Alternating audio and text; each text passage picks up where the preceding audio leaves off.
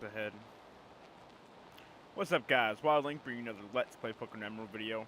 Why am I talking about clocks? Because for all of us, well, I'm pretty sure for all of us, we lost about an hour of sleep last night. Why? Because we had to set our clocks ahead. Now, I think it has something to do with daylight savings time. I'm not a very smart person, so I don't know. But what I do know is that I did a lot of stuff off screen. I got everyone to level 45 except for Vibrava. Now, how did I do it? Or why did I do it? Because I decided that I was going to try and get a Feebas. Remember that little pond I pointed out last time? I went through that, every single square inch of it, 4 times, trying to get that Feebas. It just did not want to be found. Now, what I did end up getting was some Carvanhas that I just decided to catch for the hell of it. That last one actually is just 1 level away from evolving, so maybe off screen I'll do that. I also ran into a Kecleon. Now, why did I catch this? So I can show you guys that, Kecleon is kind of rare, but there's like 5 of them just lying around the overworld that you can get at level 30 for basically nothing. So, I tried getting the Feebas. Oh, so many times. Those 4 times is a lot. It may look like a little pond, but to go through that and use your fishing rod on every single one of those squares 4 times, yeah, it's a pain in the butt, guys. But Milotic's a really good Pokemon, so I guess it's a fair trade-off. I don't know. Anyway, so we're just gonna be rolling through the Weather Institute today, is what I've been trying to say. Now, why are we doing this, and why do we have an open slot in our party? Well, the reason we have an open slot is because we're about to get a Pokemon as reward for doing all this funny crap. What's the Pokemon? I'm not going to tell you until we get it, but I will say that it is a very gimmicky Pokemon that if you don't use it with certain kinds of weather, then I don't know why you're using it at all. Good news, though, is that at the end of this battle, we will be having an evolution. So again, we will have a full team. Everyone's evolved. It's all good in the hood. Everybody is where they need to be. Well, actually a little over wherever they need to be. I'm thinking that in terms of levels, that will be fine for the rest of the game. I don't really see a problem with anything coming up. Oh, also, off screen, I had to go back and get, see, every time that you go through that little pond to get Feebas, if you don't get it, one trick that I've heard of is that you go back to Dewford Town. Hey, I said it right this time. And you talk to one of the people there. I believe it's the guy right behind the Pokemon Center. And you change the trendy saying, and then it will reset 6 tiles, and then you go and try for it again. Now, in doing so, I picked up an item. A very good item, but an item I can't use. It's the Sludge Bomb TM. This thing is 90 power, 100 accuracy. Look at that. That's just under the likes of Ice Beam, Flamethrower, and Thunderbolt. That's another thing I want to mention real quick while we're just taking care of everybody here. If you go back to Mauville, and if you guys remember the gym leader, well, he had a project going on a few years ago where he was going to convert the city's power source to something better, more efficient, or clean, or something like that. And there's this little island that you can surf to called New Mauville. And going through there, you have to turn off a generator. So it's very reminiscent of First Gen, where Zapdos is being held at the power plant. Except for this time, you turn it off rather than going through to get a legendary. Anyway, so after turning it off, there's Thunderstone at the end, that's what I remember. There's a bunch of Voltors and Magnemites. But your big reward is a free TM24 Thunderbolt. Now you're saying, why didn't you just hold out for Gardevoir with this? Because it was going to be a while before I could get it, and I really needed something that could hit the dark types. And secondly, because I have somebody else in mind for the team that's going to be getting that Thunderbolt TM right away, if I plan on using them or not. I still don't know who the last two are going to be. I think it's going to end up being Walrein and maybe a Pikachu. But then I was like thinking about all the grinding, and I was like, well, maybe if I just use one of the Reggies, because we do have to get the Reggies at some point. But I'm thinking I'm gonna. Well, we already used Pikachu, so it's gonna be one of the Reggies. Just so it comes at level 40, so there won't be too much grinding involved. Not that I'm against grinding, but by the time we get to where Pikachu is and get all that fun stuff, it's gonna be a good little bit there. And I don't want to have to, cause I think these guys will be at least another 5 levels by the time we get to, well, maybe like 2 or 3 levels by the time we get to even just Lily Cove, which is literally right after all this fun crapola. But I don't know. Maybe it's one of those things that we'll just have to see how it plays out when we get there, I guess. So, after we take out this guy, the only thing left to do is to take out the quote-unquote boss. It's not really a boss because it's not Archie. And there's only one Archie battle in Emerald, I believe, and it comes towards the very end, which kind of sucks, but when you're combining 2 games like Ruby and Sapphire, I guess it made sense for there to be more Maxi battles in the long run than Archie battles. But we'll be taking on Shelly, I believe her name is. You're going to meddle in Team Aqua's affairs? You're either absolutely fearless, simply ignorant, or both. You're so cute, you're disgusting. I'll put you down, kitty. Now, how can I be cute and disgusting at the same time? I guess I just have that effect on women.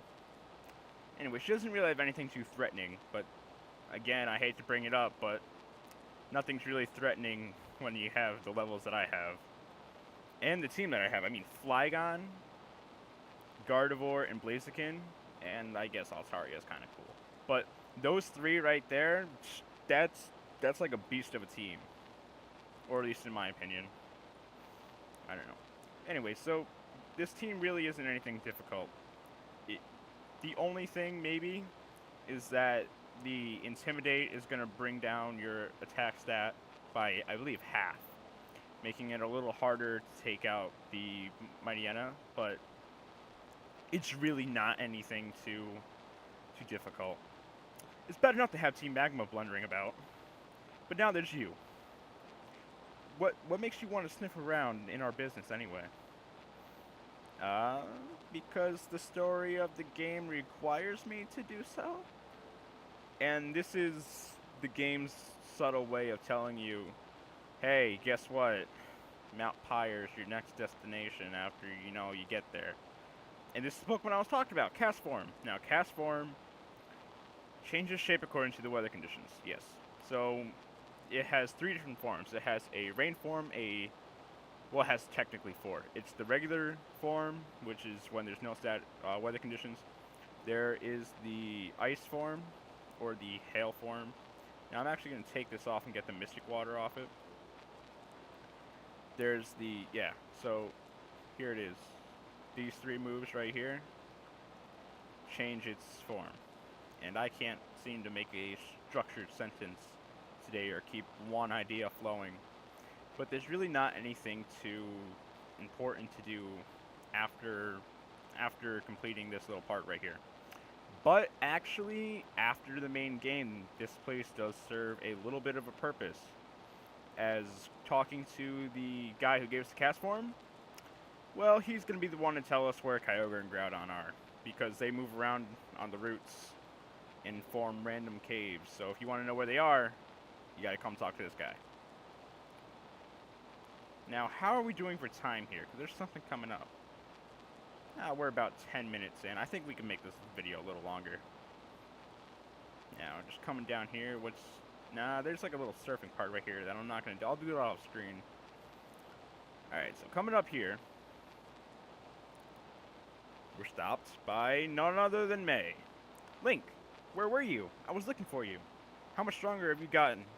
Don't even get me started. I can't tell you how many times I've already mentioned it in this video. Oh my god. So this is our second to last fight with May.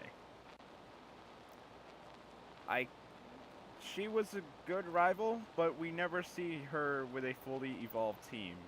So, or, well, her starter fully evolved. But that has changed in Alpha Sapphire and Omega Ruby. So if you guys play that and you got after the credits the first time, you would know that there's another battle that's very reminiscent of the battle with AZ after you finish X and Y for the first time, where no experience is gained. And I believe it's either really subtle, dramatic music, or there's no music at all, and it's silent, and it's just battle and battle.